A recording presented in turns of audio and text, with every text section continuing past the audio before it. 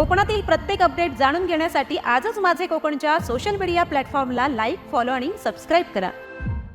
नमस्कार, मी प्रणाली भोसले। माझे कोकणच्या प्राईम टाइम बुलेटिनमध्ये आपल्या सर्वांचं मनपूर्वक स्वागत करते। बुलेटिनला सुरुवात करण्याआधी पाहूयात हेडलाईन्स। रोटरी स्कूलच्या मान्यतेवरून वाद कायम। पालक अनुज जोशींची खेड पोलिसात तक्रार। पावत्या बोगस असल्याचा पालकांचा दावा।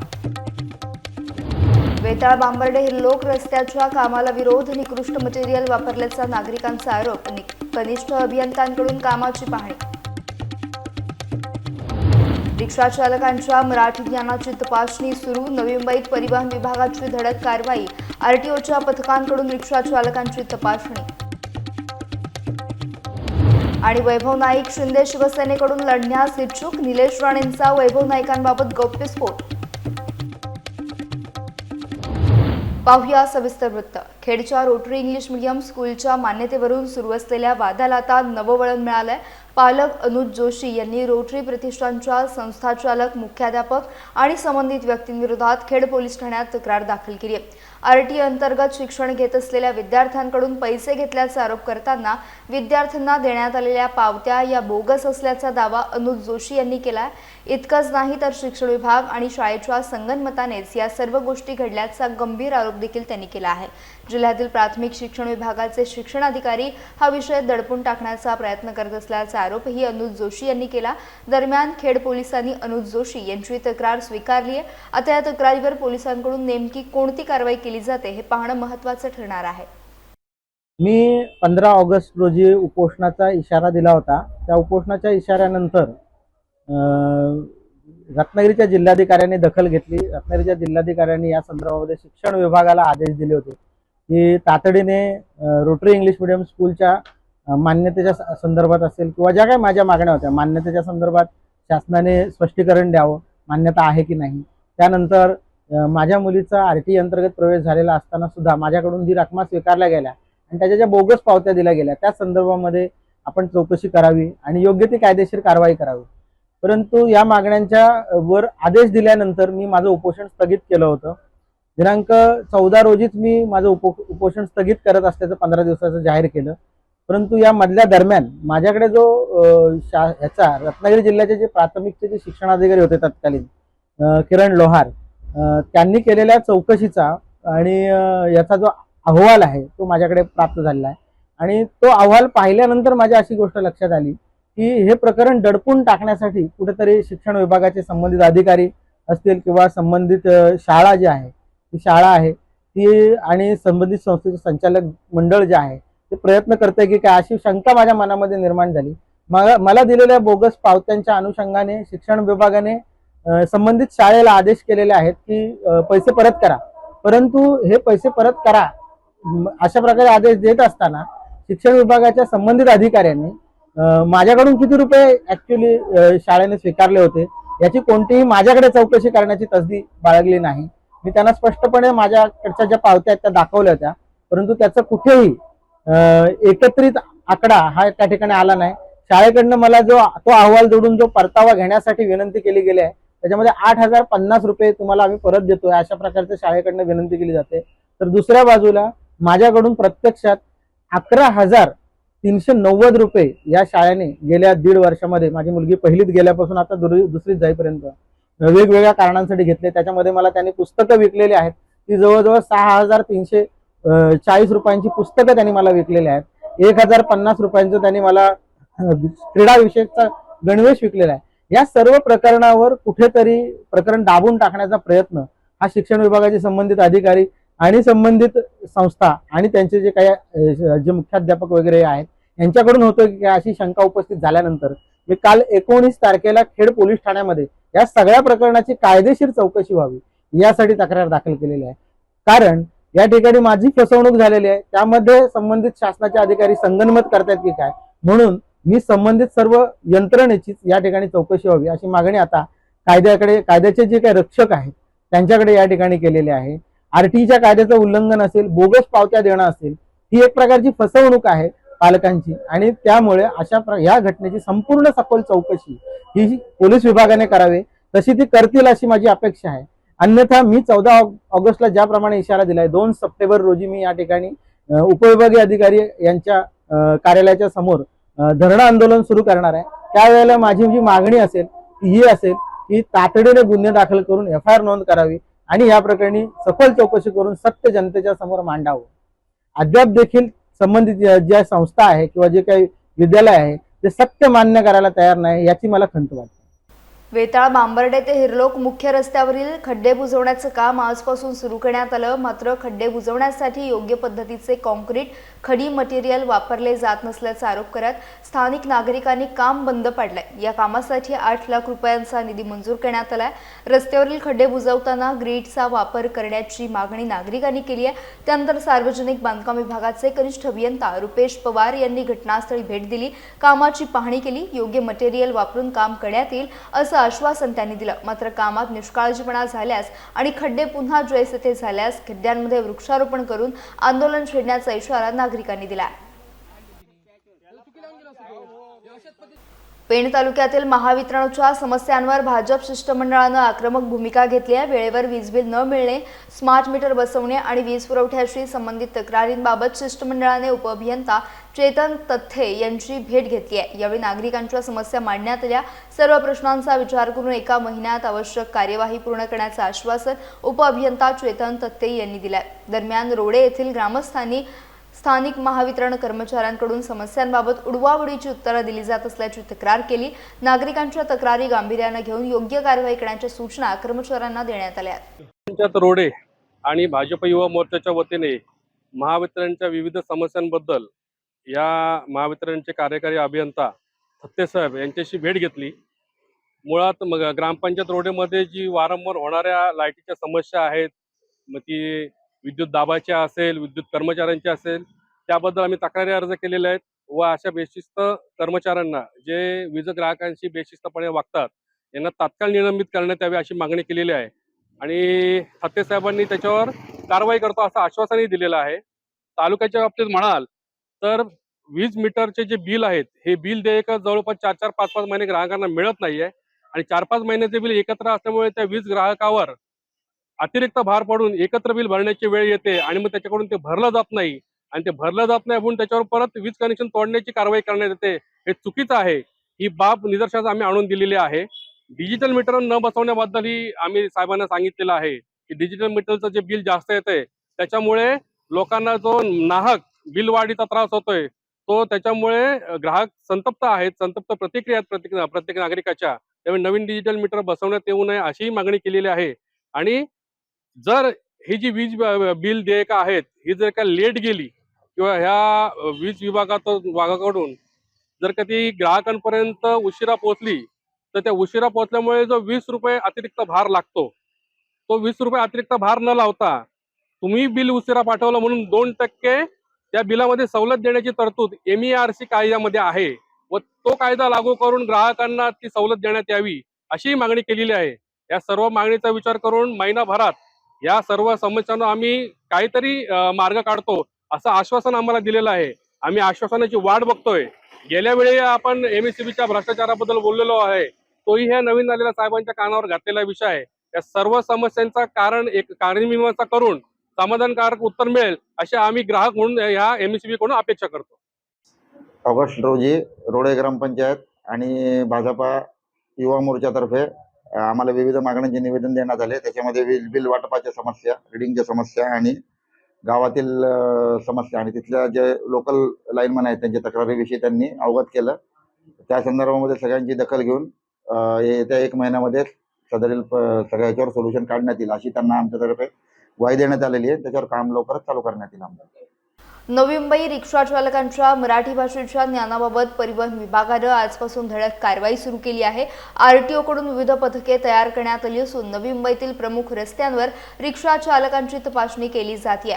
या कारवाई दरम्यान रिक्षा चालकांना मराठी भाषा येते की नाही याची तपासणी करण्यात येत आहे। मराठी भाषेच्या नियमांचं पालन न करणाऱ्या रिक्षा चालकांवर नियमानुसार कारवाई केली जाणार आहे। अचानक सुरू झालेल्या तपासणीमुळे नवी मुंबईतील रिक्षा चालकांमध्ये खळबळ उडाली आहे। तर मीटर रिक्षा ज्या आहेत त्या प्रवासी रिक्षांमधले जे चालक आहेत तर त्यांना मराठी भाषेचं दुर्बीण ज्ञान असणं अपेक्षित आहे। तर त्या संदर्भात शासनानं परिपत्रक काढले आणि त्यानुसार त्यांनी प्रशिक्षणही त्यांना दिलेलं होतं, जे ज्यांना मराठी बोलता येत नाही अशा लोकांना, चालकांना. परंतु काही बऱ्याचशा लोकांनी त्याचा फायदा घेतला आणि त्याप्रमाणे मराठी भाषा, दुसरी भाषा शिकलेली आहे त्यांनी, त्याप्रमाणे ते प्रवाशांशी संवाद साधत आहेत. परंतु त्यातूनही काही लोकांनी अद्यापर्यंत मराठी भाषेचं क्लासेस किंवा प्रशिक्षण घेतलेलं नाही बोलल्या संदर्भात. तर त्या संदर्भात आम्ही आता तपासणी विशेष करून नवी मुंबई परिवहन कार्यालयाच्या वतीनं तपासणी करत आहोत वाहनांची, आणि त्या तपासणी अंतर्गत जे दोषी किंवा ज्या वाहनं आणि चालक ज्यांना मराठी भाषेचं दुर्बी ज्ञान नाही अशा लोकांवरती आपण कारवाई करत आहे. पनवेल परिसरातील पाणी प्रश्नावर मनसेने कळंबोलीत आंदोलन करत सिडको प्रशासनाला जाब विचारला.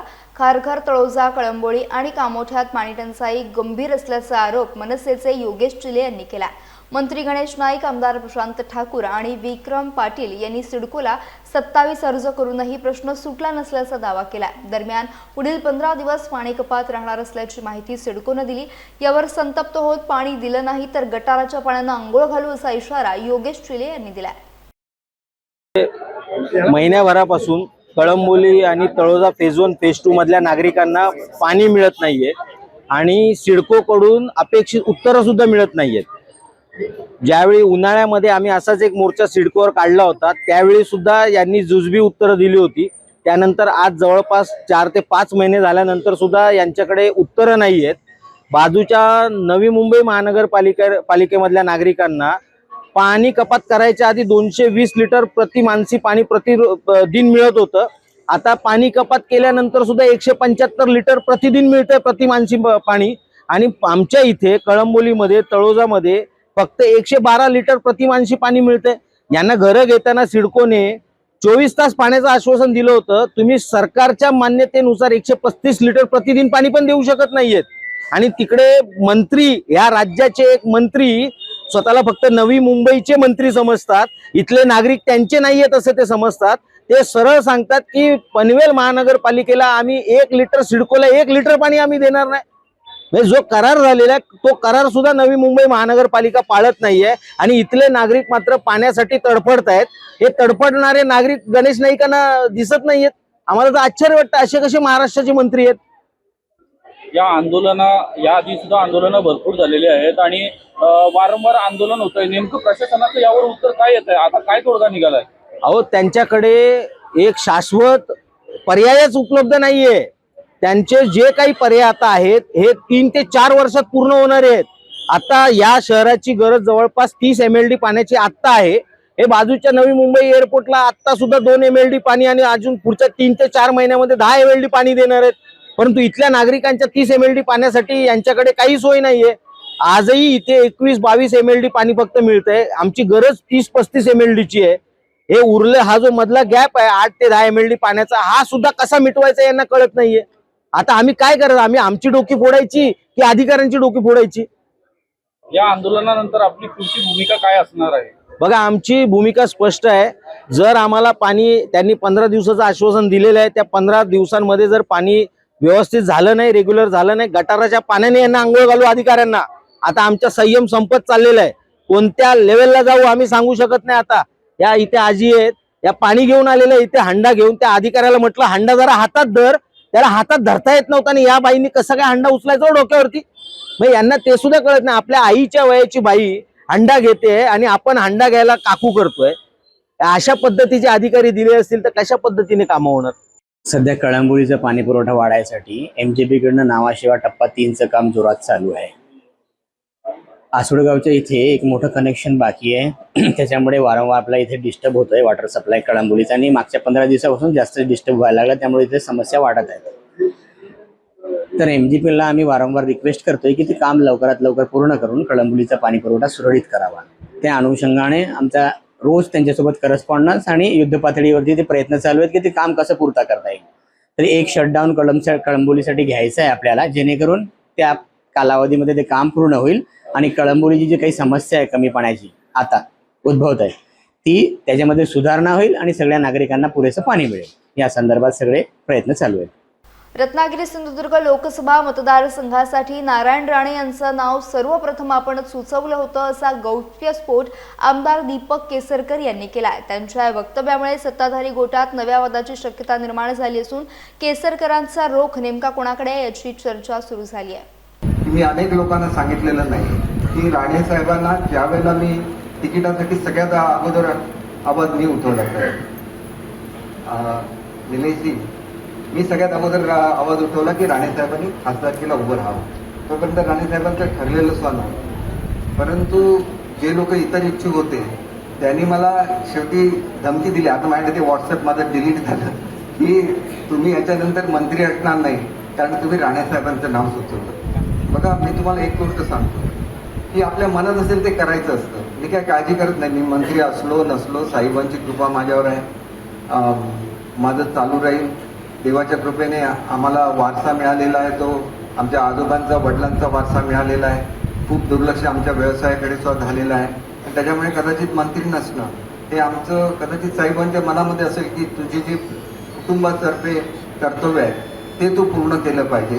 आणि माझं कुटुंब म्हणजे माझं फक्त स्वतःचं कुटुंब नाही आहे, सावंतवाडीची जनता हे माझं कुटुंब आहे. म्हणून आज एवढा महत्त्वाचा कार्यक्रम असताना सुद्धा मी पहिली प्रायोरिटी ही मल्टी स्पेशालिटी हॉस्पिटलला दिली. वैभव नाईक हे शिंदे शिवसेनेकडून मालवण कुडाळ विधानसभा मतदारसंघातून निवडणूक लढवण्यास इच्छुक होते आणि त्यांच्या बैठका देखील झाल्या होत्या असा गौप्यस्फोट आमदार नितेश राणे यांनी केला आहे. मला 2024ला खऱ्या अर्थाने जर कोणी तिकीट आणि मला AB फॉर्मच्या दिशेने जर कोण घेऊन गेलं असेल तर सन्माननीय उदयजी सामंत आहे. अनेकांना माहीत सुद्धा नसेल, माझ्या समोर जे तेव्हा आता माजी आमदार आहेत पण तेव्हाचे आमदार होते कुडाळ मालवणचे, ते आमच्या शिवसेनेतून लढायला तयार होते.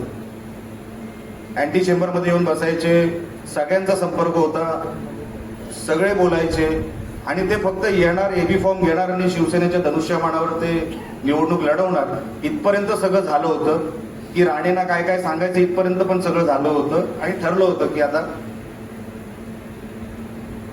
पण देवाला काय मान्य होतं मला माहित नाही. मला उदयजी सामंत मला पहिलं घरी बोलवलं, मुक्तागिरीला बोलवलं आणि मुक्तागिरीला मी गेलो.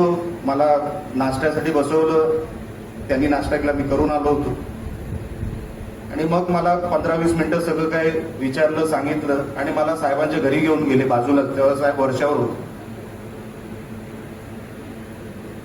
आणि माझं सगळं प्रेझेंटेशन हे कोणी केलं असेल तर सन्माननीय उदयजी सामंत यांनी केलं. आणि मग साहेबांनी तिथे मला जे सांगायचं ते सांगितलं.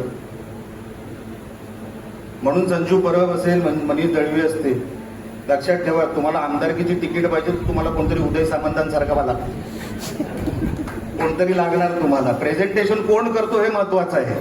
प्रेझेंटेशन कोणी करून चालत नाही. संजू परब साहेब लक्षात ठेवा. आणि तुमचं प्रेझेंटेशन जोपर्यंत केसरकर साहेब म्हणत नाही तोपर्यंत कसलीच अपेक्षा ठेवू नका. तुम्ही दोघंही नाही तर म्हातारे व्हाल. अशी माझ्यासारखी दाढी पिकवायला लागेल. केसरकर साहेब कधी काय तुम्हाला जोपर्यंत ग्रीन सिग्नल देत नाही, विचार करा, आयुष्यभर लालच सिग्नल आहे. माती वाचली तर शेती वाचेल आणि पाणी जपले तर उद्याचे भविष्य समृद्ध होईल असा संदेश देत उपमुख्यमंत्री एकनाथ शिंदे यांनी नागरिकांना जलसंधारणाच्या चळवळीत सहभागी होण्याचं आवाहन केलंय. माजी मुख्यमंत्री स्वर्गीय सुधाकरराव नाईक यांच्या जयंतीनिमित्त 21 ऑगस्ट हा दिवस राज्यभरात जलसंधारण दिन म्हणून साजरा करण्यात येत आहे. माजी मुख्यमंत्री स्वर्गीय सुधाकरराव नाईक साहेब यांच्या जयंतीनिमित्त 21 ऑगस्ट हा दिवस आपण शुक्रवार राज्यभर जलसंधारण दिन म्हणून साजरा करत आहोत. या निमित्ताने मृद व जलसंधारण विभागाच्या वतीने जल आणि मृदा राज्यभर महावॉकॅथॉन हा उपक्रमाचा वॉटर आयोजित करण्यात आले आहे. पाणी हा केवळ आजचा प्रश्न नाही, तो आपल्या पुढच्या पिढ्यांच्या भविष्याचा प्रश्न आहे. जय महाराष्ट्र. माती वाचली तर शेती वाचेल, पाणी जपले तर उद्याचं भविष्य समृद्ध होईल. माजी मुख्यमंत्री स्वर्गीय सुधाकरराव नाईक साहेब यांच्या जयंतीनिमित्त 21 ऑगस्ट हा दिवस आपण राज्यभर जलसंधारण दिन म्हणून साजरा करत आहोत. या निमित्ताने मृद व जलसंधारण विभागाच्या वतीने राज्यभर महावॉकॅथॉन वॉक फॉर वॉटर आयोजित करण्यात आली आहे. पाणी हा केवळ आजचा प्रश्न नाही, तो आपल्या पुढच्या पिढ्यांच्या भविष्याचा प्रश्न आहे. त्यामुळे जलसंधारणाची चळवळ ही केवळ शासनाची नव्हे तर प्रत्येक नागरिकाची चळवळ झाली पाहिजे. 15 ते 19 ऑगस्ट दरम्यान माती आणि जलसंधारण या विषयावरील रील चॅलेंज स्पर्धेचे आयोजन करण्यात आलेले आहे. मोठ्या संख्येने या उपक्रमात सहभागी व्हा. जाहिरातीतील QR कोड स्कॅन करा, आपली नाव नोंदणी करा आणि शासनाने ठेवलेली आकर्षक बक्षिसे जिंका. चला आज एक संकल्प करूया, पाणी अडवूया, पाणी जिरवूया आणि जलसमृद्ध, हरित आणि समृद्ध महाराष्ट्र घडूया. धन्यवाद. जय हिंद, जय महाराष्ट्र. रत्नागिरी जिल्ह्यातील खेड पंचायत समितीमध्ये माझं गाव आरोग्य संपन्न गाव अभियानाचा आढावा घेण्यात आला. गटविकास अधिकारी विजय करपे यांच्या अध्यक्षतेखाली आज मार्गदर्शन आणि आढावा सभा पार पडली. यावेळी तालुका वैद्यकीय अधिकारी डॉक्टर शैलेश खारटमोल यांच्यासह संबंधित अधिकारी आणि प्रतिनिधी उपस्थित होते. बैठकीत अभियानाची उद्दिष्टे आणि शासनाच्या विविध निर्णयांची माहिती देण्यात आली. तसेच गाव पातळीवर आरोग्यविषयक उपक्रम प्रभावीपणे राबवणे, नागरिकांचा सहभाग वाढवणे आणि उपलब्ध आरोग्य सुविधांचा अधिकाधिक लाभ नागरिकांना मिळवून देण्यासाठी पुढील कामकाजाचे नियोजन करण्यात आले. खेड तालुक्यातील प्रत्येक गाव आरोग्यदृष्ट्या सक्षम करण्याच्या उद्देशाने या अभियानाला गती देण्याचा निर्धार यावेळी करण्यात आला. अलिबाग तालुक्यातील नागाव बीच येथे कोकणातील लोकप्रिय आणि पारंपरिक नारळ फोडी स्पर्धेचा थरार रंगणार आहे. रायगड जिल्हा परिषद सदस्य डॉक्टर सचिन शरद राऊळ आणि राकेश राणे मित्रमंडळाच्या वतीनं 21 ऑगस्ट रोजी श्री सोमेश्वर मंदिर क्रीडांगण नागाव बीच येथे या स्पर्धेचं आयोजन करण्यात आले. दुपारी 2 वाजता गडगडी नारळ फोडी तर संध्याकाळी 6 वाजता हातावरची नारळ फोडी स्पर्धा होणार आहे. विजेत्यांसाठी खास रोख, आकर्षक पारितोषिकांसह उत्कृष्ट कामगिरी करणाऱ्या स्पर्धकांसाठी विशेष बक्षिसे ठेवण्यात आली आहेत. स्पर्धेसाठी 20 ऑगस्ट ही नोंदणीची अंतिम तारीख आहे. इच्छुक स्पर्धकांनी दिलेल्या संपर्क क्रमांकावर नोंदणी करण्याचे आवाहन आयोजकांनी केले आहे. दरवर्षीप्रमाणे ही स्पर्धा 21 तारखेला म्हणजे येत्या शुक्रवारी आहे आणि ही 2 प्रकारात स्पर्धा आहे. एक तर ही खेळी नारळाची स्पर्धा आहे आणि ही 2 प्रकारात म्हणजे एक गडगडी नारळ स्पर्धा आणि एक हातावरची नारळ स्पर्धा अशा 2 प्रकारात ही आपण स्पर्धा घेतोय आणि लोकांच्यात उत्साह आहे. कारण मी मागील अनेक वर्षे ही स्पर्धा ठेवत आलोय आणि आता तर मी जिल्हा परिषद सदस्य झालोय. त्यामुळे आणखी हा आनंद द्विगुणित करण्यासाठी माझी जनता, माझे मित्रपरिवार तयार आहेत. तर ह्या स्पर्धेला तुम्ही यायचं आहे आणि मी खरोखर कोकणवासियांना सांगेन की ह्या स्पर्धेसाठी अगदी मुंबईपासनं, ठाणेपासनं ते पूर्ण तुमचा रेवस रेड्डीचा गणपती मंदिर आहे तिथपर्यंत कोकणातील बरेचसे सहभाग घेतात स्पर्धक आणि ह्याच्यामध्ये स्वतःचे नारळ स्वतः आणायचे असतात. त्यामुळे ह्या नारळांची खासियत पण वेगळी असते. कारण प्रत्येक नारळ हा साईज आणि त्याची फुटल्यानंतरची कल्टी ही साईज तुम्ही बघत राहिलं म्हणजे अविस्मरणीय असतं. आणि खेळ खेळायला, कोकणातला खेळ खेळायला एवढा आनंद येतो कारण आम्ही या नारळ सुपारीच्या बागेत राहणारी लोक आहोत. आमचं पूर्ण आयुष्य या नारळ सुपारीच्या बागेतच गेलं आहे आणि आम्ही त्यामुळे हे नारळ आणि स्पर्धा हा योग दरवर्षी मी श्रावण महिन्यात जुळवून आणतो आणि त्याची आता एक रूपांतर भव्य झालंय, त्याचा पण मला आनंद आहे. यासह बुलेटिनमध्ये वेळ झाली. इथेच थांबण्याची भेटूयात नवीन बुलेटिनसह. तोपर्यंत तुम्ही कुठेही जाऊ नका. पाहत राहा फक्त माझे कोकण.